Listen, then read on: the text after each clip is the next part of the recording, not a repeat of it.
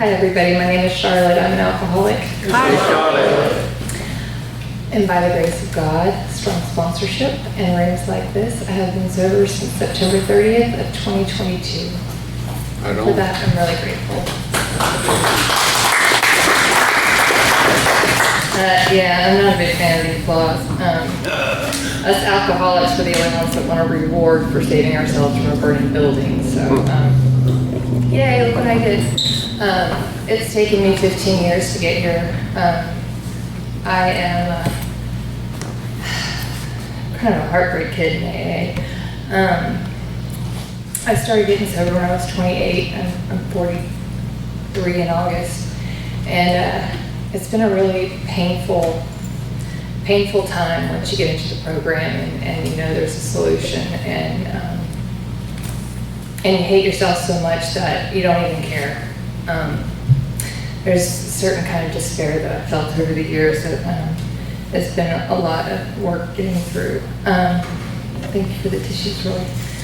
I'm going to start at the beginning. I was born on an Air Force base in Dover, Delaware. My parents were in the military. My dad joined the Air Force. He was from Northwest Arkansas, and he was first stationed in Blytheville, and that's where he met my mom. And they flew off and went to Turkey and conceived me, and I spent 4 years in Dover, and then I remember those years. I remember when I was 3 and 4. I was talking to Reynolds about it the other day. I had really, really good childhood memories. I had a very happy home. My dad, I had a really, really good dad.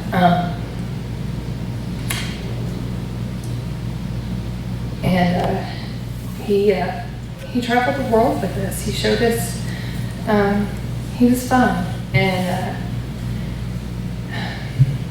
so we moved to Little Rock, and I went to school in Beebe, Arkansas. That was where I went to kindergarten. And I never really stayed in one place for a long time, so it's always been really hard for me to connect with people. So we moved from there, we went onto base, and then from base we went to Germany. When in 1989, we moved to Germany. I was 8 years old, almost 9. And we were there for 5.5 years. We were on our second tour. I did a lot of really cool things when I was young. When we moved to Europe, I got to see a lot. I got to travel a lot because of my father's job. And I was in the Russian Exchange Club in 7th grade. I got to go to Russia, and I was there for a week. And I've been to England and Euro Disney, and been to Amsterdam, where I saw my first bum. I need to be louder. All right. And so I got to see a lot of the world when I was younger, and it was really exciting. But I always saw it from a military base, and it was always very safe and protected. You don't see handicapped people. You don't see racism. You don't see alcoholism, drug abuse. You don't see those things. And I remember being in 5th grade, and their lady came, the NP came to our classroom, and they pulled a name out of the hat to who got to be on the AFN commercial for Dare. And my name was drawn, and so I got to be on the commercial for Dare, and it was fantastic, and it was so cool. And things were just moving along. We went to Russia, came back, and I never saw my parents drinking as a problem because it's just part of the military life. Everybody drinks, and they were fun. They had fun. It was always fun. My dad was a blast. And it never seemed to get out of control. There was no, nobody was getting arrested. Everybody made it work, and it was just kind of part of the norm. So I remember my first drink was in Russia, and I was 12. I was in 7th grade, and we're sitting at the dinner table with our Russian Exchange Club, and they made some fresh cranberry juice with fresh cranberries on the bottom, this big crystal goblet, and they had these little goblets to drink out of, and then the smaller goblets for vodka, and they poured everybody around. And my mom looked at me, she had gone on a trip with me, and I looked at her, and she goes, "When in Rome." So we didn't want to be rude, so I drank. But I do not remember getting drunk. I don't remember that at all. just a really cool experience. But so anyway, fast forward that year, 94. It was September, and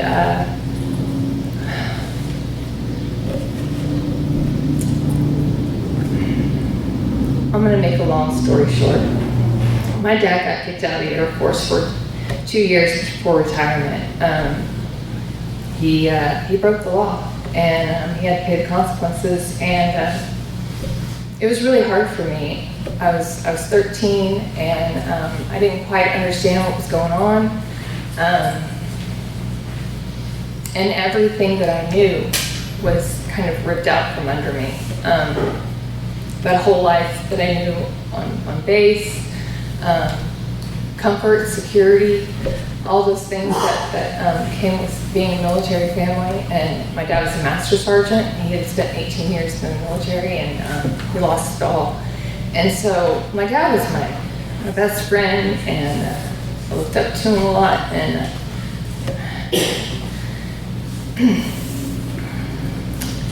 he got really sick after that. We left Germany. I was almost done with 8th grade. The paperwork went through, and they just kicked us out. We packed up in like a week, and we were gone. We were back in the States, and I was thrown into public school, and I didn't fit in, and I was a year ahead of everybody. And my dad, they want to know what he did, you know, and so it was always a lie. Like, I was always living in shame. Like, I couldn't tell anybody that like my dad was a failure, or that he was at home crying because he was slipping into manic depression, and there was no way of getting him out, and he couldn't hold a job, and he was just destroyed. And you know, he had let his family down. It was just me, my mom, and my sister, and it was really tough watching him.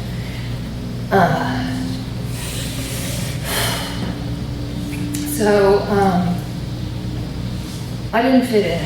I just didn't fit in, and it was the first time in my life that I really started feeling like I just didn't fit in anywhere. And so I started hanging out with kids who wanted me around, and that was the kids doing the bad stuff, you know, smoking cigarettes and skipping out at night. And I did that, and I remember the first time I got drunk when I did that. It was the summer before 9th grade, and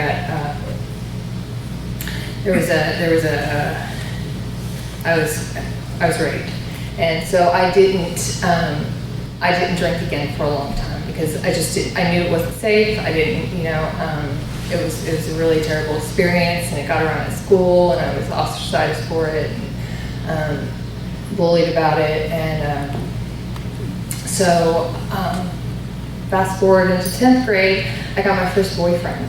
And at this point, I started going to church, and I was making friends, kind of, but there was always just the one good friend, you know, because I didn't want to let anybody into my life, and I didn't want anybody to know. And we were really poor too, and I didn't know how to deal with that. Like, I adapted well, actually, I think, but it was the first taste of poverty that I had, and I've lived in poverty for a long time. I came from, my dad had nothing, my mom had nothing. There was just like no family. It's just us, and so I don't know where to go with this. I was going to try to take this. Okay. So Stroud. So I met my first high school boys. Okay, I'm going to jump around here for a second. So fast forward, I'm in Alaska. I've already been going to meetings for quite a while. I've already gone through my first 13 step scenario incident, and I'm with this new guy who, I'll get into the story. But anyway, Johnny Bob died. 30 years sober. He was just the coolest guy, and he had like 300 people standing room only at his memorial. He had touched so many lives, and he was a cab driver in Palmer, this little town in Alaska. And I called the cab one night. I was at Johnny's house, and I was crying and drunk, and I crawled into the back seat of the cab, and I remember vividly just how drunk I was and just, you know, in the backseat, you know, like, oh boy, we're fighting and he doesn't love me or whatever. He looks back at me and I was like, Johnny Bob. And he goes, Charlotte, you know what your problem is? And I was like, I know, I'm an alcoholic. I need to go back to AA. and he looks back, he's driving, he looks back at me and he goes, no, honey, your problem's boys. I was like, yeah, that's probably it. So the reason I tell that story is because my life has been a string of men. I had a sponsor once, Sherry Mulheny, she's great, and she said, Charlotte, he is not your God. He is not your God. With whatever boy I was trying to like save or be saved by at the time. And it started in high school, so guy 2 years older than I was, and he loved me, and I felt loved and protected, and that's when I started drinking, because I was in a safe place with him, and he picked me up from school where my mom and dad couldn't, and he paid for my lunches, and you know, I was just with him, and it was away from home and where all the sadness and chaos was, and so I hid behind men for a long time. Roy was talking to me the other day, and he mentioned something about your daddy problems or your daddy issues, and I was like, oh, I don't have daddy issues. But of course I do.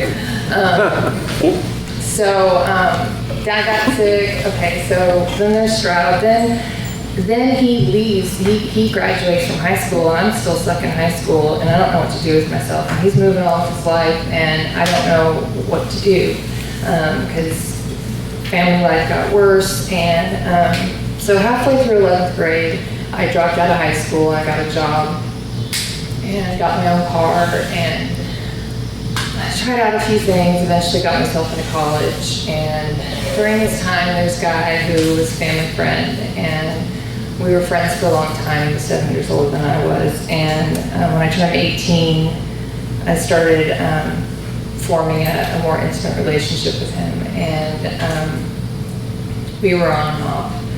And I followed him down to Florida and started doing horticulture with him, because that's what he graduated college with, a horticulture degree. And then we got married. So I got married for about 4 months, and we got married because the guy that we were working on the property, he was a preacher, and he didn't like that we were living in the house together and we weren't married. And we were like, we've been living like we were married, why not? You know, we went down to the courthouse and got married. And it was not pretty. I was 20. I wasn't even 21 yet, and he was 7 years older than I was, and he had already graduated from college, and I hadn't even I just barely started college, and I still didn't know who I was or what I wanted to be. And you know, that was kind of a problem for me, is that I was always hiding behind somebody and hiding from the world and hiding from everyone, because I didn't want you to know who I was, and I didn't want you to know that I was weak or that I was poor, or, you know, I just wanted everything to look good, and I wanted it to be cool, and I wanted to fit in, and I didn't. And so I always stuck with I've never had a lot of friends. I've always just had kind of a core group of people, and usually that core is whatever man I'm with. So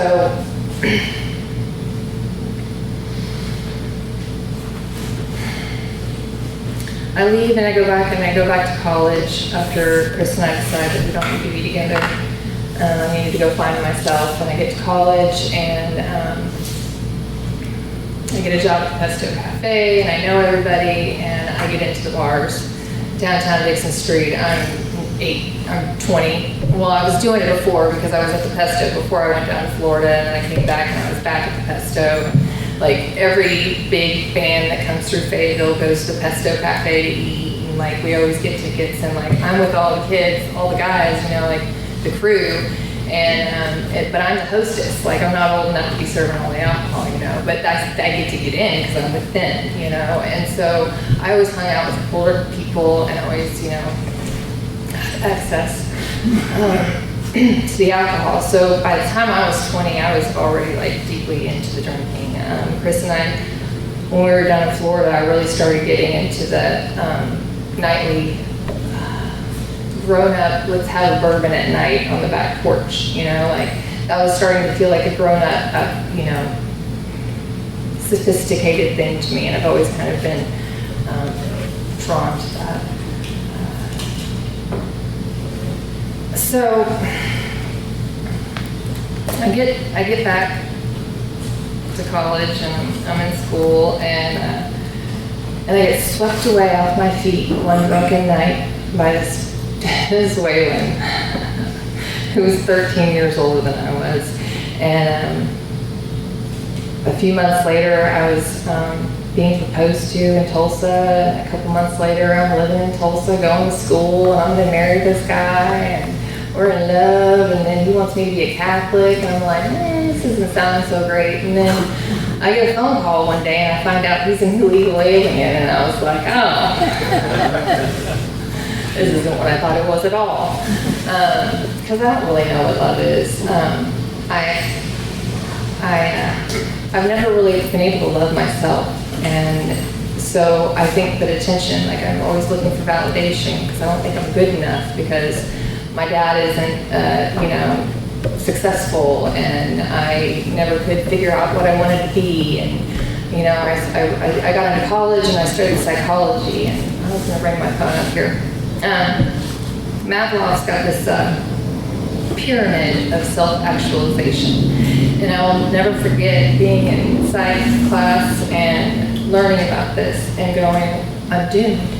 Like, it's just, I'm not going to be able to ever have any kind of self-realization, because this pyramid is, it's like self-actualization's at the top, and it begins with food and shelter, the basics of life, family, friends, you know, like security, safety, and then esteem. Like, you have to do esteemable things to have self-esteem, and I wasn't doing a whole lot of esteemable things.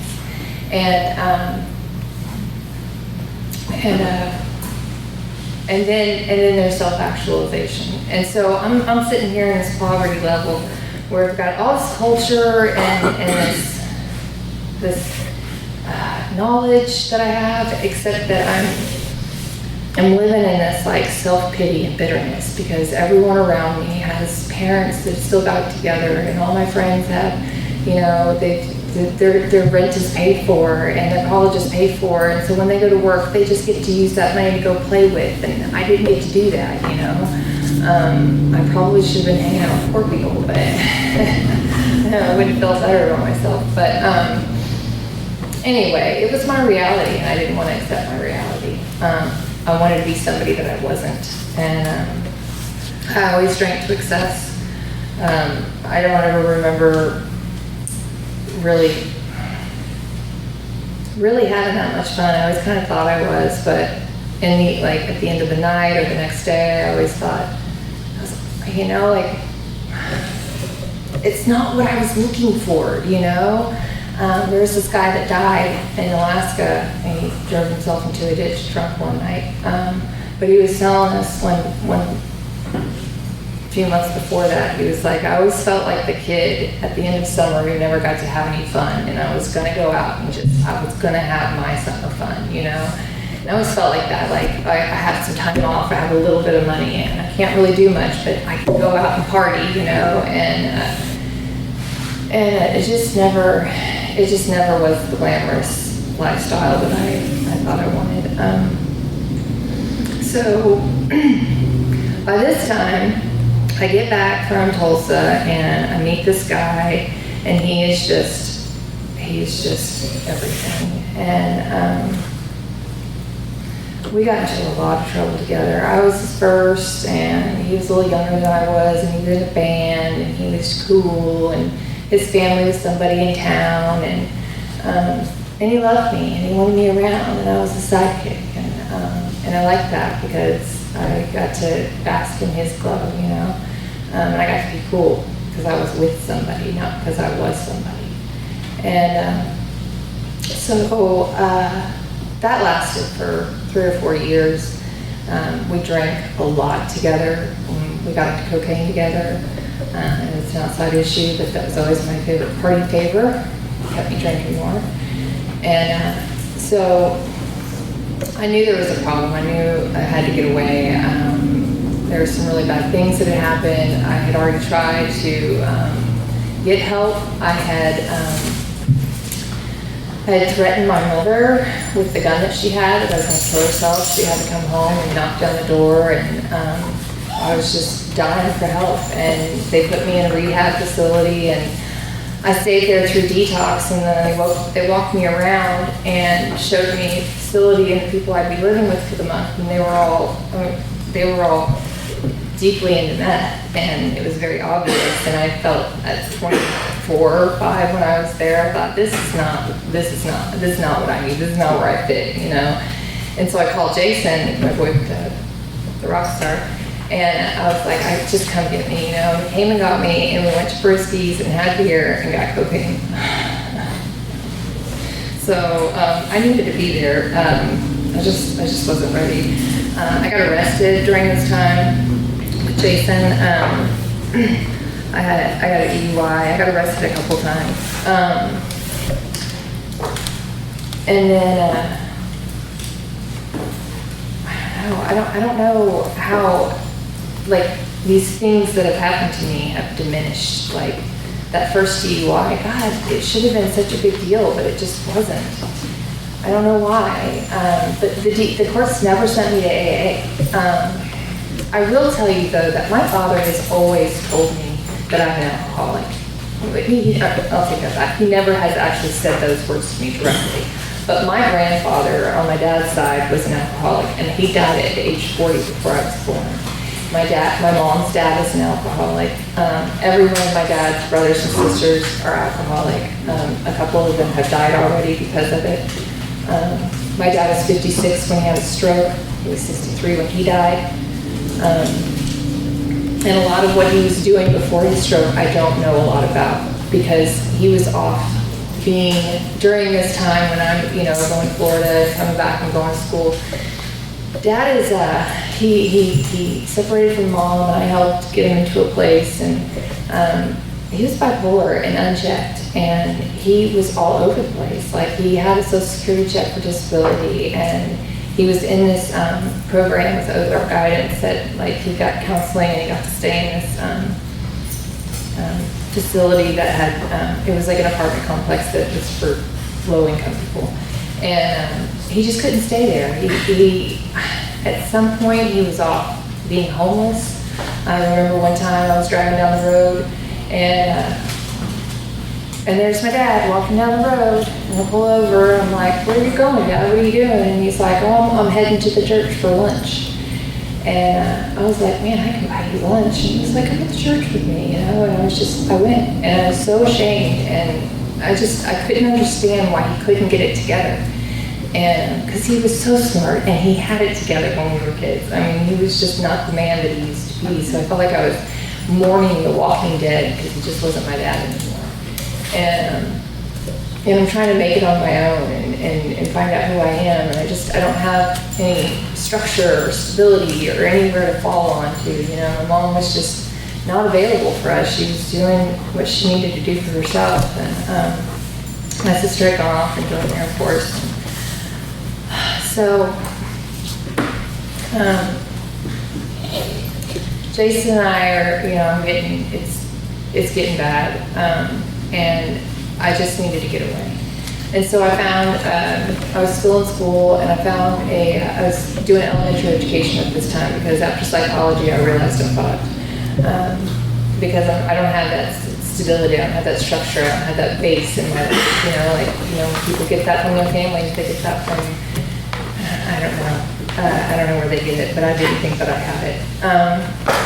So I go to Alaska because I found I found an ad in the paper that summer, and it said free room and board, round trip ticket to Alaska. Big ad in the paper when we still got put the ads in the paper. And I actually saw it the first time and I didn't call. And I saw it again a couple weeks later and I thought, this can't be real, but I'm gonna give it a shot. And sure enough, I meet these people and they're like, well, we don't, there's no drinking at the lodge when we're out there. It's a fly-in only lodge in King Salmon, and the guests will be drinking, but you're going to be doing fine dining and serving wine, and you're going to be cleaning rooms while they're gone during the day. And so strictly no drinking, and I thought, well, this is great, this is going to be like exactly what I've been needing, getting away from this town and all the people that are, it's just a dead end town for me. I'm always on Dixon Street, it's just a party life, and I needed adventure because I love to travel and I need something new because I get bored easily. And so I go to Alaska and I find a bar first thing when I get to King Salmon. There's a bar in King Salmon, so they came and found us and we got in trouble and then we go on. It's like a month into it and I quit.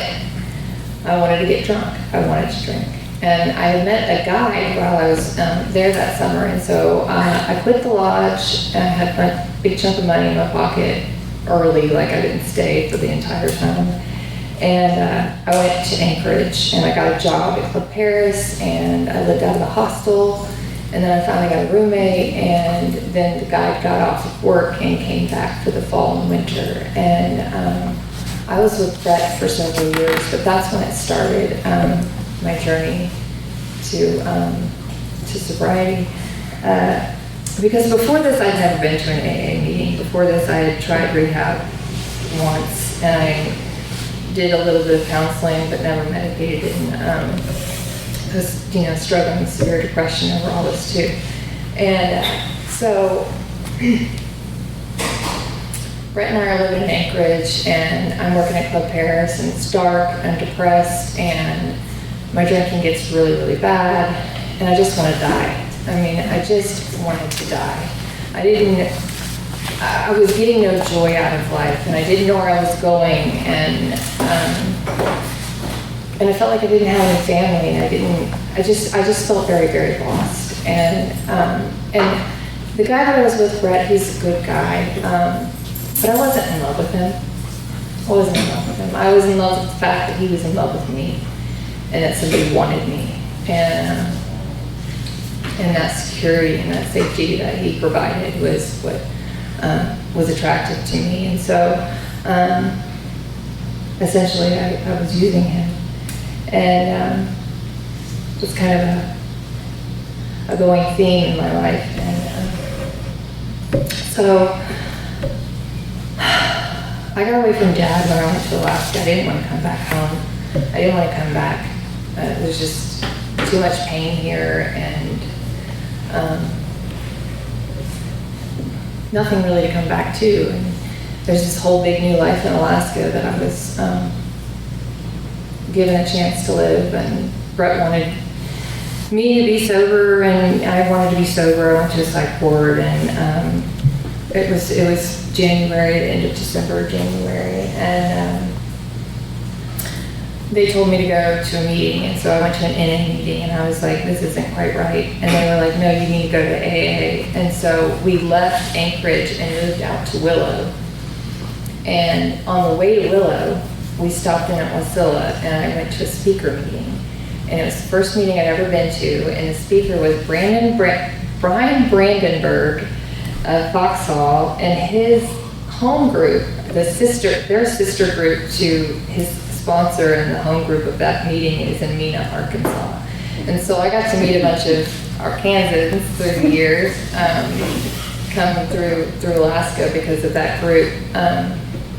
Anyway, I remember reading the story, but I don't remember it affecting me much because I was still like, I needed outside help. I really needed outside help, and I wasn't getting it. I was very, very depressed. And I just thought, I just need to not drink, and I just need to have a normal life, and I just need to be happy with this man in my life because he's good to me, and, you know, just basically settle is what I was telling myself, and I did. I mean, that's how I felt about it. I felt like I was settling, and somewhere inside of me, I hated it. And so I spent like 3 years with Brett, and we built a house from the ground up on the edge of Titterod Lake Start. It was a big, beautiful home, and we were about a couple weeks into moving in. I had picked out all the flooring and painted the walls myself, and had all stainless steel appliances, and it was absolutely gorgeous. And I walked away from it. It was I was getting sober finally. There's some things that happened during those 3 years where I tried to stay sober without AA, because I didn't go to AA when we were living out in Willow. I was staying dry, and it was very, very miserable. And I was going to school, and I was being a substitute teacher, and I was doing the deal, and I didn't want to be in a relationship, and I didn't want to be there, but I didn't know where else to go, because that was my life. That's what, you know, I had nowhere else to go. And so I tried to drink them away, and that didn't work. So I started going to AA, and I loved it. And I started working with a sponsor, and Miss Shirley, she was the archivist for Alaska. And she was like, Charlotte, don't change anything for the first year. And I was like, but I'm with this guy that I am not in love with, and I'm living with him, and we're about to move into a house together, and he thinks I'm gonna marry him, and like, I can't do this. I'm living a lie, and I feel awful inside, and I just, you know, like, it's making me want to drink more, and I feel like I'm lying to him. I can't sleep in the same bed with him, and like, it's just awful, because I'm getting sober, and I'm realizing who I am and what I'm doing, and it's scaring me, and I'm ready, you know, I gotta go, I gotta get out of this. And so I did. And I kept getting drunk after that, and it wasn't because I left him, it was because I left Brett overnight to jump to another relationship with someone I had met in the program. And he swept me off my feet. And he's from Australia, flew airplanes, and he just, you know, and he's such a great flirt. And so there was just another relationship to jump into, because it was just another safe place to go. You know, I wasn't going to leave until I had somewhere safe to go. And Zenon had 7 months, and I had 3 months. And we were off and on for several years. I kept getting drunk, and he stayed sober. He celebrated 15 years on June 5th, and he raised his kid, and he got his job back, and he did a bunch of really cool stuff. And he asked me to marry him a couple times, and I kept telling him no. I was convinced that I wasn't lovable, that I just never thought that I was good enough, and you couldn't possibly love me unless you wanted something from me, or like, you know, I don't know what that whole I'm not lovable thing is. You know, it's probably daddy issues. It's probably, you know, when dad got sick and he couldn't get his shit together, I thought, you know, why aren't we good enough for you that you can, you know, you got to take care of us, and you're not going to, you're not doing it, you're not being a father, you're not doing what, you know, I need that protection, that safety. And so I was always looking for it in someone else. And my father gave me a really good foundation with God and my spirituality, and I owe him a lot for that.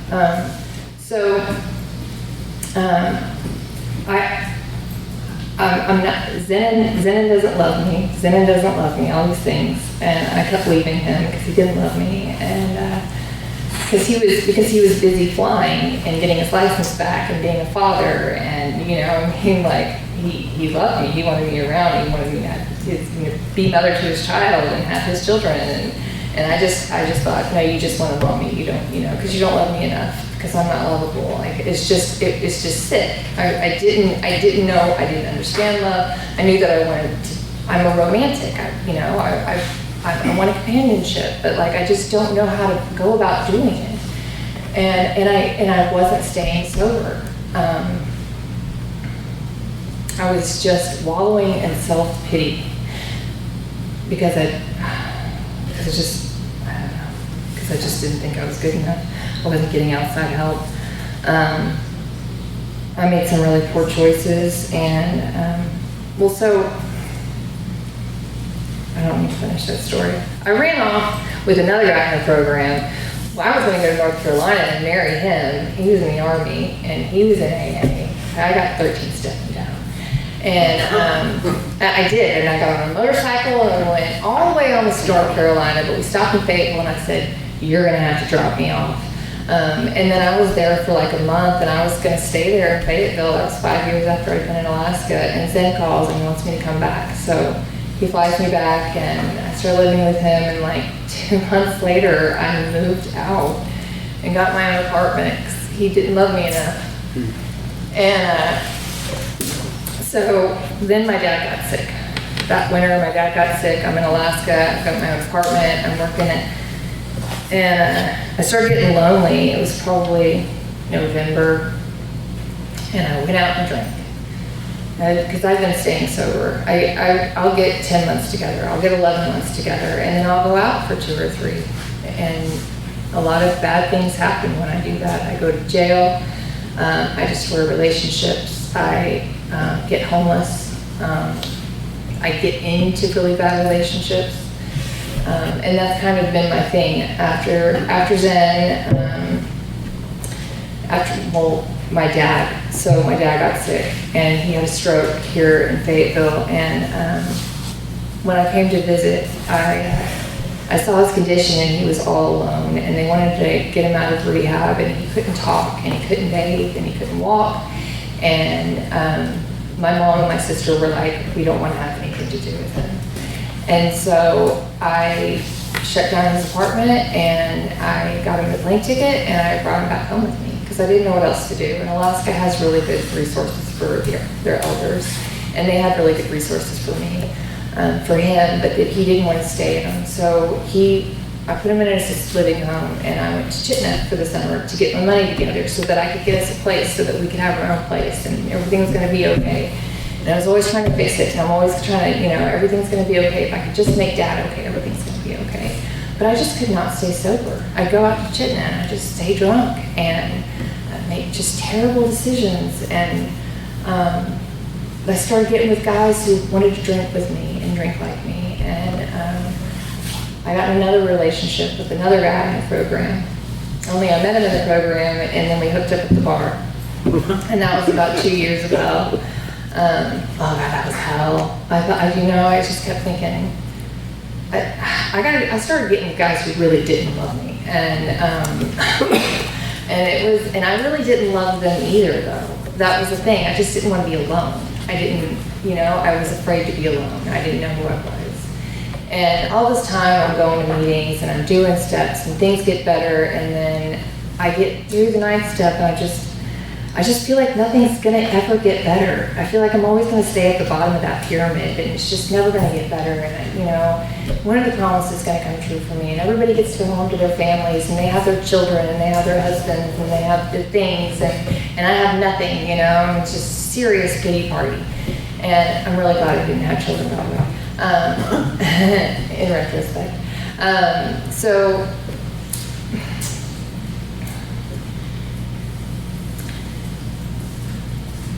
this last one, Danny, it was very, very abusive. It was very scary. I went to jail a couple times, drinking and driving, public intox, and he put me there.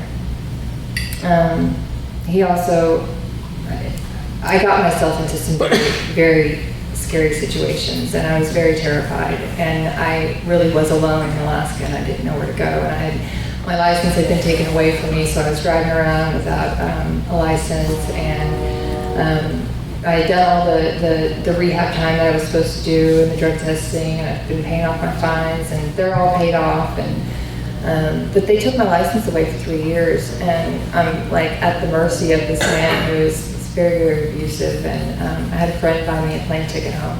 And all this time, the last couple of years that I was there, I was dying to come home. I wanted to leave Alaska. I wanted to come home. And my dad did not want to come home, and I could not force him to do it. And he was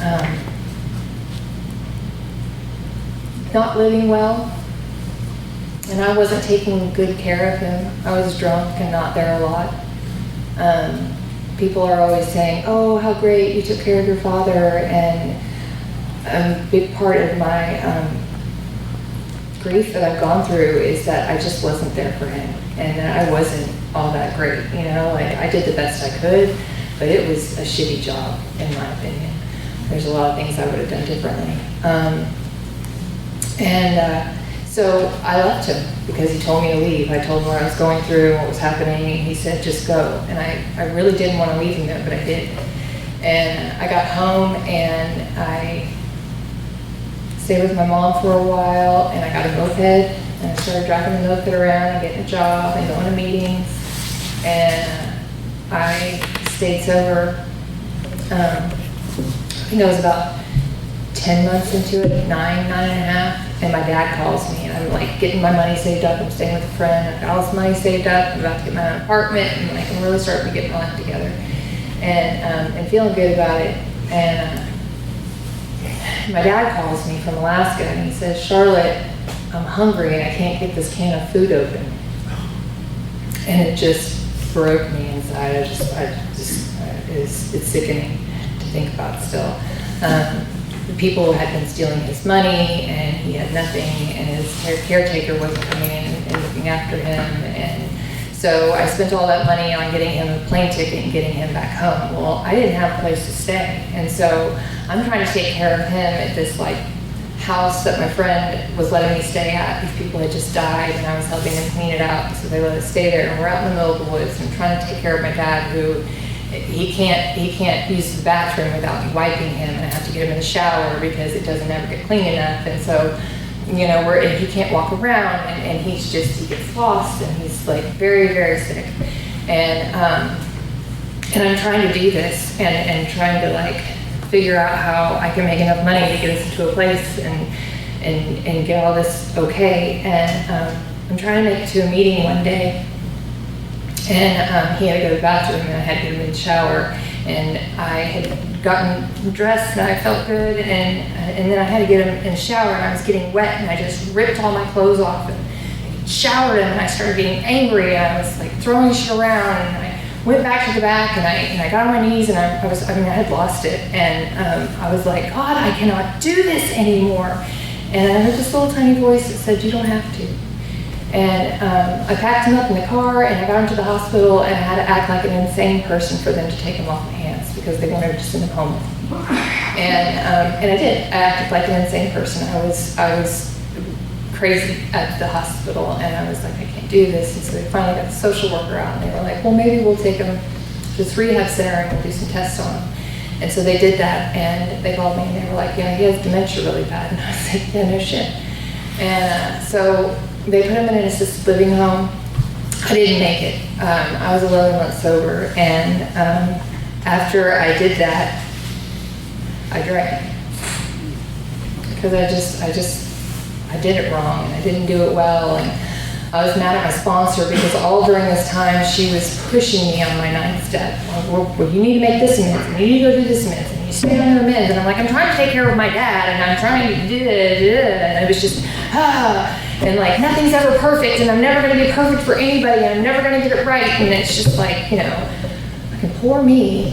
And the fact is that I got to show up at whatever capacity it was. At least I got to show up, and I never did any of it very well. And so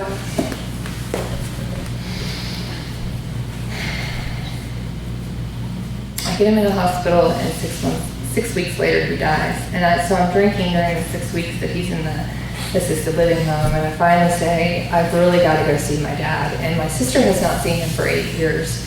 And so I finally had her talked into going to see him. And we had it all planned out, and I called the place and said, we're going to be there at like 2 o'clock. And they called me back, because it was like 9 o'clock that morning when I called them. And they called me back around noon. It was on Veterans Day. And they said, honey, I don't know how to tell you this, but your father just passed away.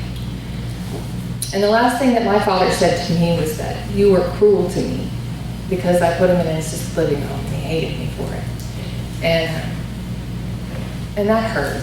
That sucked. And I kept drinking. I drank for a while after that. I drank myself so sick. I finally checked myself in to a place that hooked me up with some therapy, and I started getting therapy, and I started going back to meetings, and I worked with a sponsor, and I was doing the deal, and I came here, and I started going to school. I started working, and I lived with my parents. They let me live there for free so that I could get a job and pay for my way through school. I went and I got my massage therapy license, and I didn't come here and see you guys very much during that time.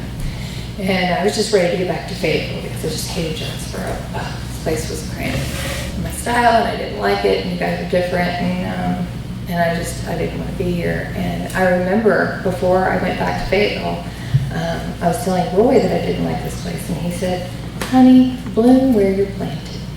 And I said, "Fuck that, I'm going back to Fayetteville." And I went back to Fayetteville, and I tried to rescue my sister, because my sister is a very, very, she's an alcoholic like us, she knows it, and she's dying of it. I was a binge drinker. I couldn't take it for very long. I'd get to drinking, and then I was off. And then I just, I had a lot of consequences that would stop me from drinking. And my sister hasn't had any, and she's been one of those drinkers that does it daily. And she's dying. She's actively dying. She's about to lose her house. And so I went there because she's always begging me, "How do you do it? How do you stay sober?" And I'm like, "You just have to go to meetings. You have to pray. You have to, she hates God. She can't do it." And all the things, and I couldn't get her sober, and I couldn't, I was staying sober, and I had gotten like 11 months when I was here, and I drank one night when I was going to school, and it screwed up. After 11 months, it screwed up my time again, and then here I was again, a year later, in Fayetteville, trying to make myself as a massage therapist during this new career, and wasn't really going to meetings a lot, just trying to survive and trying to save my sister. And I was going to meetings, but I just didn't connect. I wasn't getting involved. And I had a sponsor that I was working with that I really liked, but I relapsed, and I went to her and I told her about it, and she said, I'm so tired of going back to the group and telling them that I've relapsed again, and I just don't want to do it. And she goes, "Well, then don't." And I was like, "You are not a good sponsor." So I went back and told them that I drank,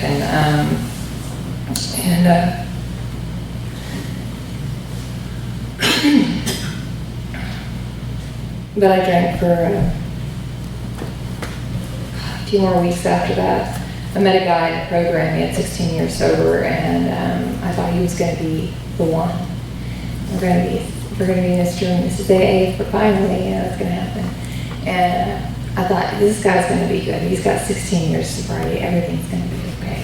And he was the most abusive man I've ever been with. It was very, very scary. And it didn't take more than about 3 weeks. And I took the cat and I left. And I went and got homeless again, because I've done that several times. I've been like, "I'd rather be homeless than with you." And then I went and lived in my van. And so I've been homeless by choice several times. Anyway, so I left with the cat, and I got myself a job that I actually liked, working as a massage therapist, and I got my own little apartment and had my cats. And I was going to meetings, and I was staying sober, but that's all I had. And my sister was there, she was drunk, and I was going to work, and I was coming home, and I had no friends, because the only people I knew in Fayetteville was all my old stomping grounds, all the, and the people that I knew that were my age were still drinking at the bars, and I'd go and watch them, and it was awful. And I was really depressed, and I was still seeing a counselor and taking medication, and I just didn't know what to do. And so I came home. That's when I came back here, and I've been living on my mom's property, learning how to have a relationship with my mother, learning how to have a relationship with you guys, and most importantly, I'm learning how to have a relationship with myself. And it's it's been a really slow process. In Foxhall, the girls used to say, little by slowly, things get better. And it used to irritate the shit out of me. Little by slowly. And I said that to myself the other night. I was like, yep, here it is, coming along little by slowly. Things just start to unfold. And I have been working with a sponsor from Alaska. And he's got me, I'm doing this night stuff again. Where I've got the sponsor going, so where are you on your events? Where are you on your events? And I get that, stop, like I'm doing all these things, like stop pressuring me. I'm gonna, I'm working on it, I'm doing my best, and then I finally said, look, I don't want to go out and chase people down. I've been making my financial amends. I'm debt free now, which is amazing. Promises are coming true in my life, and it's just starting to happen. I've got 20 months now, and over the years when I was doing the program, financial amends were always the easy ones. So with my student loans, they always were okay. Like I always kept them in check. Like I never really got into serious debt because I never had any credit cards, so I've never really had any credit. It's just not, So anyway, and I don't have a mortgage and all those things. So the financial amends have been amazing, and it's the relationship ones that I always have a hard time with because it's hard for me to see my part. When you're caught up in self-pity, it's hard to see your part. But with step 9 and working on it, I'm getting to see my part, and I'm getting to see the truth, and through this process, the miracles are starting to happen, the promises are starting to happen. I've got a job that I love. I've gone through rejection and being lonely and new career and new meeting group and new environment, and I haven't had to get drunk over it. I've been grieving my father, and I don't have to get drunk over it anymore. So I have just spoken too long. I keep watching the clock go by, and I don't know if anything that I have said tonight is going to help anyone, or it lets you guys get to know me, and that was what I was really afraid of. I don't like people. I don't want to get close to people. I don't want you to know me. When I was one of my favorite people, Susie, I love you all, Susie is what we called her. She said, when someone loves you, you are then responsible for taking care of yourself, because when you hurt yourself, you're hurting them because it hurts them, and all the people that have loved me in this program through the years and have, it breaks my heart every time I go out because I know how much it hurts them.